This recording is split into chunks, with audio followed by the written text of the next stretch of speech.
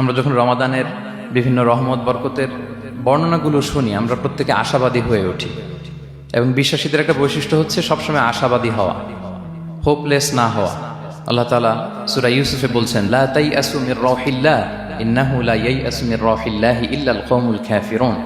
তোমরা আল্লাহর রহমত থেকে নিরাশ হয়ে যেও না, তোমরা হোপলেস হয়ে যাও না। আল্লাহর রহমত থেকে নিরাশ শুধু তারাই হয় যারা অবিশ্বাসী, যারা কাফির। সো বিশ্বাসীরা সবসময় আশাবাদী থাকে। তো এই রমাদানুল মুবারক এটা আমাদেরকে সবসময় আশাবাদী করে, আমাদেরকে স্বপ্ন দেখায়, আমাদের হৃদয়ে আশা জাগায়। আমরা যখন রমাদান কেন্দ্রিক কথাগুলো শুনি আমরা উচ্ছ্বসিত হয়ে উঠি। যখন বলা হয় যে এই মাস আসলে একটা নফল করলে ফরজের সমান সওয়াব, তারপর এই মাসে উমরা করলে হজের সমান সওয়াব, তো এটা শুনলে মনের মধ্যে একটা আশা জাগে যে আমাদের আওয়ার রিওয়ার্ডস আর মাল্টিপ্লাইড, আমাদের যে প্রতিদানগুলো দেয়া হচ্ছে নেক কাজের, এটা অনেক বাড়ানো হচ্ছে।